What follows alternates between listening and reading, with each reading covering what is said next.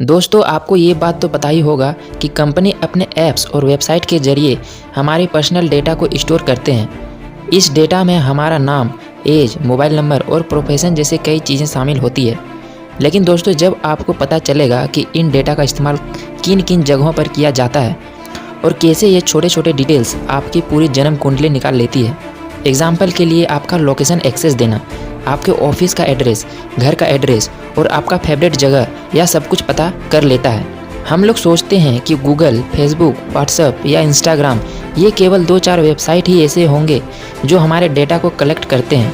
लेकिन दोस्तों सच्चाई तो ये है, मार्केट में अवेलेबल ऑफलाइन रिटेलिंग स्टोर भी हमारे डाटा को कलेक्ट करके सेल कर देता है। दोस्तों आज हम इसी चीज़ के बारे में बात करने वाले हैं कि हमारे पर्सनल डाटा आखिर किस तरह से कलेक्ट किए जाते हैं, हमारे पर्सनल डाटा का यूज़ आखिर होता कहाँ पर है और अपने पर्सनल डाटा को लीक होने से बचने के लिए हमें क्या क्या कदम उठाने चाहिए। तो चलिए वीडियो को शुरू करते हैं। दोस्तों आज दुनिया में करोड़ों लोग स्मार्टफोन और पर्सनल कंप्यूटर जैसे इलेक्ट्रॉनिक डिवाइस इस्तेमाल करते हैं, लेकिन इन डिवाइस के अंदर आपका कौन कौन सा पर्सनल डिटेल स्टोर होता है इसकी जानकारी ज़्यादा लोगों को नहीं है। दरअसल आपका नाम, age, height, weight, address, profession, family information, आपकी पसंद और नापसंद, फ़ोन नंबर, ईमेल एड्रेस, आपकी health condition, shopping history, credit score, आपका पॉलिटिकल विचारधारा, ये सब आपके इस पर्सनल डाटा का एग्जाम्पल है जो इन इलेक्ट्रॉनिक डिवाइस के अंदर स्टोर होते हैं। आप में से बहुत से लोगों को अपनी ये इन्फॉर्मेशन मामूली जरूर लग रही होगी,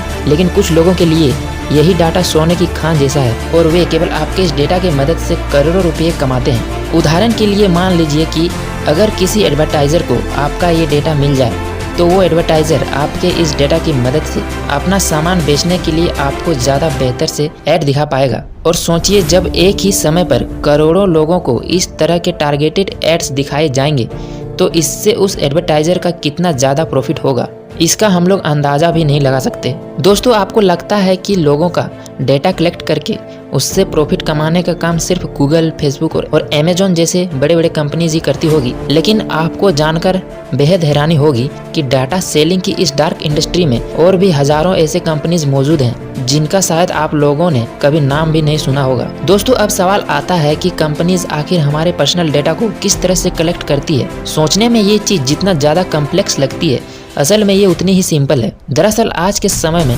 लोग अलग अलग प्लेटफॉर्म पर अपनी मर्जी से खुद ही पर्सनल इन्फॉर्मेशन देते हैं। लोगों को इस बात का भनक भी नहीं होती है कि जिस प्लेटफॉर्म के साथ वे अपनी इन्फॉर्मेशन शेयर कर रहे हैं वहाँ से उनकी सारी इन्फॉर्मेशन कलेक्ट करके बेचा जा सकता है। आप किन किन जगहों पर जाते हैं, आपका रिलेशनशिप स्टेटस क्या है, आपकी हॉबीज़ क्या है, आपका property record, court record, birth certificate, ये सब ऐसी इन्फॉर्मेशन है जिनको सोशल मीडिया और कुछ पब्लिक सोर्सेज से इजीली एक्सेस किया जा सकता है।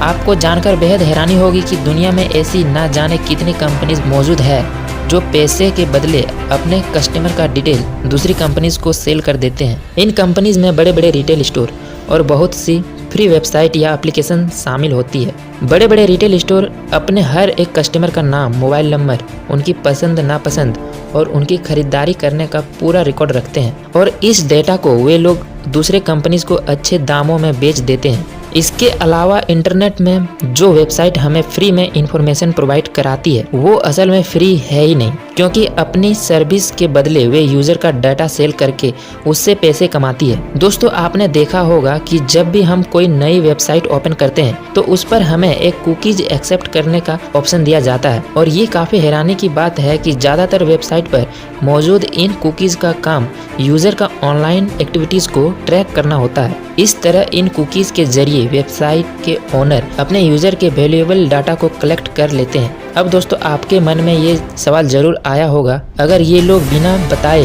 लोगों का पर्सनल डेटा कलेक्ट करते हैं तो फिर इन लोगों पर कानूनी कार्रवाई आखिर क्यों नहीं होती। असल में दोस्तों इन लोगों पर कोई लीगल एक्शन इसलिए नहीं लिया जा सकता क्योंकि ये लोग अपना सारा काम कानून के दायरे में ही रहकर करते हैं। दरअसल किसी भी वेबसाइट, एप्लीकेशन या किसी अन्य सर्विस को यूज़ करने से पहले हर एक यूज़र को उस कंपनी के प्राइवेसी पॉलिसी वह टर्म एंड कंडीशन एक्सेप्ट करनी पड़ती है। और जैसे कि आप लोग भी जानते ही होंगे कि दुनिया के ज़्यादातर लोग इस टर्म एंड कंडीशन के फॉर्म बिना पढ़े ही एक्सेप्ट कर लेते हैं। हम लोगों को ये मालूम ही नहीं होता है कि इस फॉर्म को एक्सेप्ट करके हम कंपनी को अपना डाटा एक्सेस करने की इजाज़त दे देते हैं। इसके बाद ये कंपनी या कहे कि डाटा ब्रोकर हम लोगों की पर्सनल इन्फॉर्मेशन स्टोर कर लेते हैं। इसके बाद प्रोफाइलिंग का काम शुरू हो जाता है, जिसके कलेक्ट किए हुए डेटा को इकट्ठा करके उसे सही ढंग से सॉर्ट किया जाता है। साथ ही इस डेटा को एक प्रोडक्ट का रूप देने के लिए अलग अलग लोगों की अलग अलग प्रोफाइल बनाई जाती है और इन कलेक्ट किए हुए डेटा के आधार पर लोगों की पर्सनैलिटी और बिहेवियर को प्रेडिक्ट किया जाता है। फॉर एग्जाम्पल, लोगों की शॉपिंग हिस्ट्री देखकर उनके एज और फैशन सेंस का अंदाजा हो जाता है।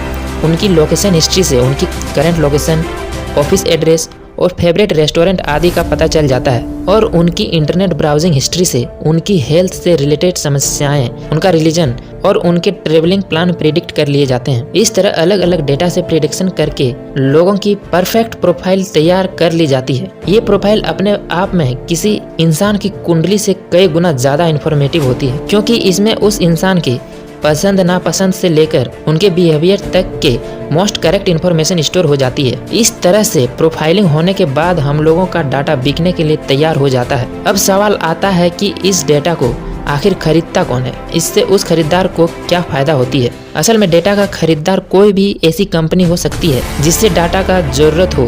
फॉर एग्जाम्पल, मान लीजिए अगर आपके पास ऐसे लोगों की एक लिस्ट है जो कि हेल्थ, और उस लिस्ट में उन लोगों की पूरी हेल्थ हिस्ट्री मौजूद है, तो कई तरह के कंपनीज जैसे कि gym professional trainer, healthy food restaurant और ऑनलाइन फिटनेस प्रोग्राम आपकी इस लिस्ट को खरीदने के लिए तैयार हो जाएंगे, क्योंकि इस लिस्ट के जरिए वे अपने बिजनेस के लिए सीधे ऐसे लोगों को टारगेट कर सकते हैं जो आसानी से उनके चंबुल में फंस जाए। इसी तरह और भी कंपनीज जैसे इंश्योरेंस बैंक, वेबसाइट और यहाँ तक कि सरकार भी अपने फायदे के लिए डेटा को खरीदने के लिए परहेज नहीं करते हैं। तो दोस्तों, अगर वीडियो अच्छी लगी हो तो एक लाइक जरूर कर दें और ऐसे ही वीडियोज़ के लिए हमारे चैनल को सब्सक्राइब कर लें।